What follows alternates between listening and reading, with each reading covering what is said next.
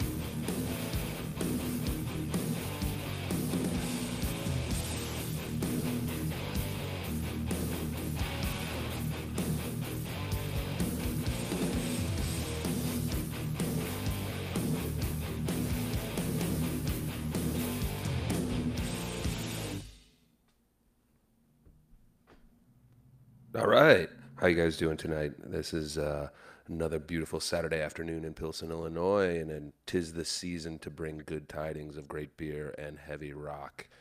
Here we are today. This is the Steve Breit Rock Discovery Show yet again, wrapping up the year. So last week we rocked out to the best live local performances in the city of hometown homegrown bands.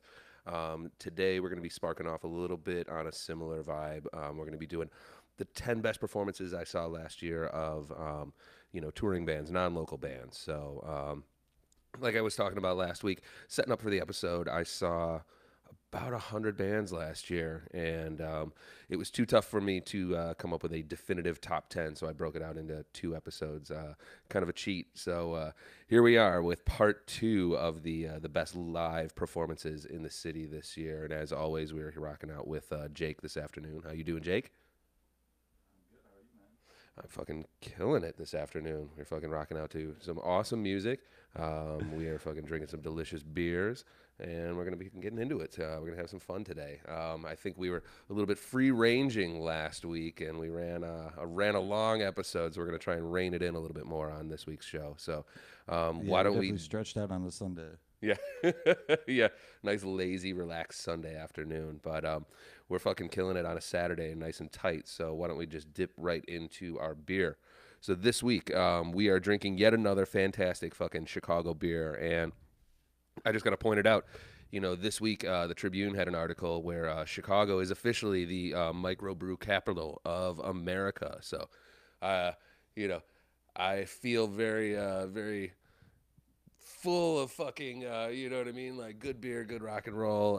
This is a nice situation for us to be in, and you know what we've known for a long time. Obviously, we've been showcasing it all year long. Is just the wealth of fantastic beer, fantastic breweries going in Chicago. Chicago's a beer town. I've traveled around a lot this year, and you know you go around to places like L.A. and you know that is not a beer city. Chicago is definitely a beer city, and you can tell the difference by the quality and the robust volume of amazing beers in the Chicagoland area. And this week's is no exception. So we're drinking Aleman Brewing. I think we showcased them a little bit earlier in the year. I forget which one we were drinking, but this week we were drinking Soul Man. It's keeping with that holiday vibe, keeping with that heavy beer vibe, the seasonal vibe. I think we rocked out to a great more robust beer last week, and this one feels very similar in tone and style. So we're drinking Soul Man. It's a salted caramel brown ale from Aleman Brewing, right here in Chicago, Illinois. And it is a 7.2 ABV. So just like last week's, you know, this one will sneak up on you if you're sitting around drinking them all day. And the problem is they are very smooth and very nice, and they go down real easy. So you can kind of wreck yourself if you're not paying attention. Steve does this every Saturday, as you guys know. Messes up my Saturday nights by giving me these beers that taste like they go down very simply, but cause a little bit of complications later in the night. Yeah, you know, you gotta pace yourself with these, and you know, as we've been rocking the last several weeks, you know, this is a low IBU, so it's not super hoppy, it's not super bitter. It's a seasonal style beer. You know, you're gonna catch a lot more of these brown ales and porters and nice hearty, keep the insides warm in the cold winters beers, and this is no exception. Very good, love it. And you know, fucking shout out and cheers to Chicago for fucking taking over from what is that, Denver and Portland. I think we have 167 microbrews in the metropolitan area, so that's pretty fucking cool.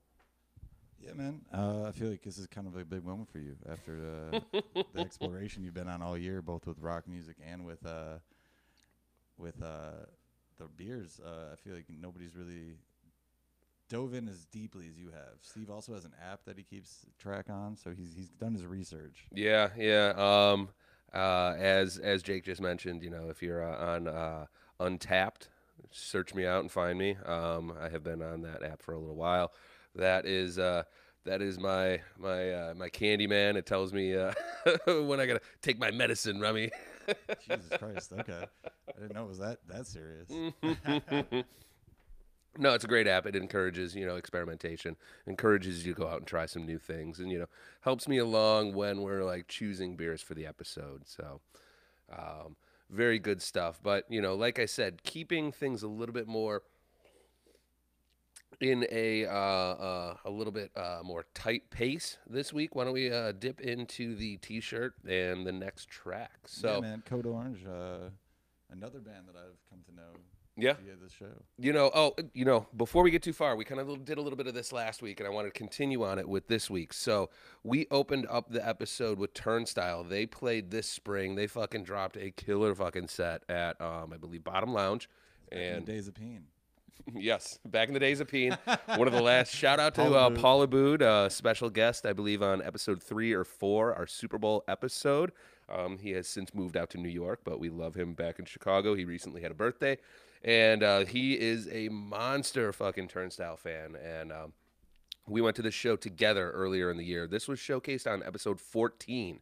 And this was one where I believe it was Touche Amore, Bib, Razor Bumps, and Turnstile. And they put on just a monster fucking epic set. It was a brutal fucking show. Nice, lively, violent pit, you know. But it was violent, but not angry. It was energetic and full of fucking just power and love. It was really fucking cool. They put on a fantastic fucking set. And, you know, again, we're going back in time. So the next song, this is the Code Orange shirt. You know, I picked up this shirt a couple years back when Code Orange played at Chicago Open Air, which, by the way, they just announced, you know, the new lineup. They're going to be Chicago Open Air is going to be back down on the South Side May 18th and 19th, 2019. And the headliners are going to be System of a Down, Tool, Ghost, Prodigy, Meshuggah, and Code Orange. So Damn. that's going to be a stacked set. They did not put on a show this year, and I was pretty disappointed about it. You know, I think for a smaller city festival, it's got a stacked lineup, and I think it's a little bit underrated, you know. I enjoyed it a couple years ago. They didn't do one this year. They're retooling it a little bit for next year. I think it's going to be a 2-day rather than a 3-day like it has been in the past, and I'm looking forward to it. So Code Orange killed it in 2016 at Open Air, and then I saw them just like Turnstile. This was another just fucking raucous set at the Bottom Lounge earlier this year, and we showcased Code Orange going all the way back to episode number 1. The Anticipations episode. This was a band that in January I was looking forward and hoping they would put on a good set in Chicago, and they did not disappoint. They played Bottom Lounge and just fucking ran the table. I mean, it was amazing.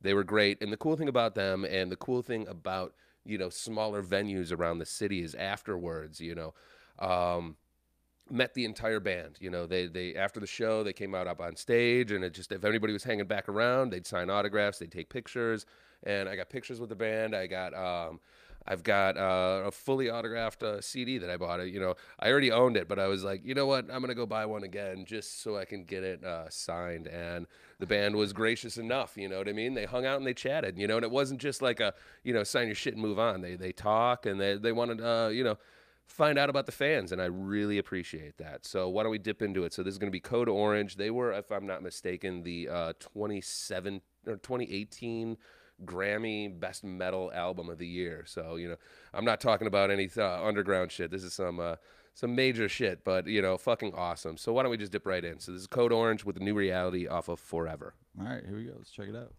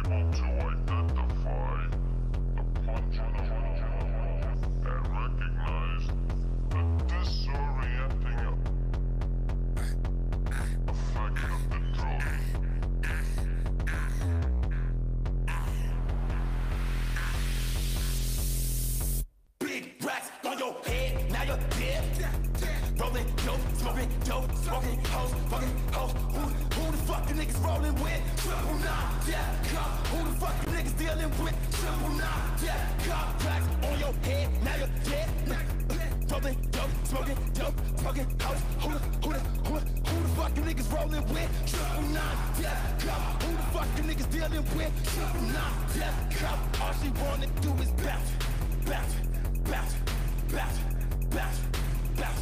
All she wanna do is I'm rolling dope, bumping Patty Smith. I'm rolling dope with my baddest bitch. I'm rolling dope, scream fuck the bitch. I'm rolling dope like a pack of bricks. Blue flames, nigga, untamed, him insane.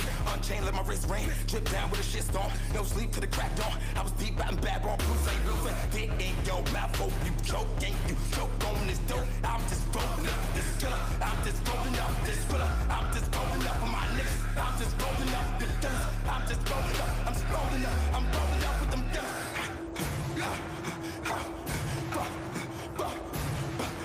Big rats on your head, now you're dead. Brother, dope, smoking, dope, poking, hoes, brother, dope.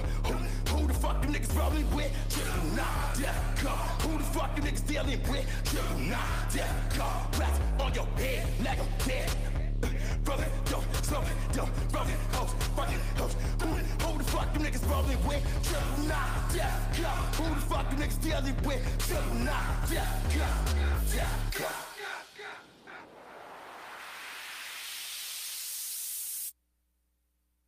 Infiltrate the system, cause a huge eruption. These niggas shooting at me. Better believe I'm steady bucking. Catch me creeping while you sleeping. Pledge allegiance to the demon in this new world order. Gods of glory, horror story from the Big Bang go buck. And I crash the stolen truck.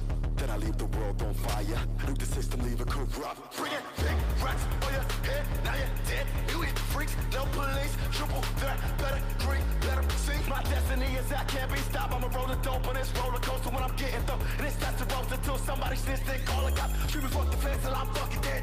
Don't make me repeat what I said. Big racks on your head. Get back, cold red. Screaming fuck the fence till I'm fucking dead. Don't make me repeat what I said. Big racks on your head. Get back, cold red. Big racks on your head, now you're dead. Rolling dope, smoking hoes, fucking hoes. Who the fuck you niggas rolling with? Triple nine, death cop. Who the fuck you niggas dealing with? Triple nine, death cop. Racks on your head, now you're dead. Rolling dope, smoking hoes. Who the fuck you niggas rolling with? Triple nine, death cop. Who the fuck you niggas dealing with? Triple nine, death cop. All she wanna do is bounce, bounce, bounce, bounce, bounce, bounce. All she wanna do is.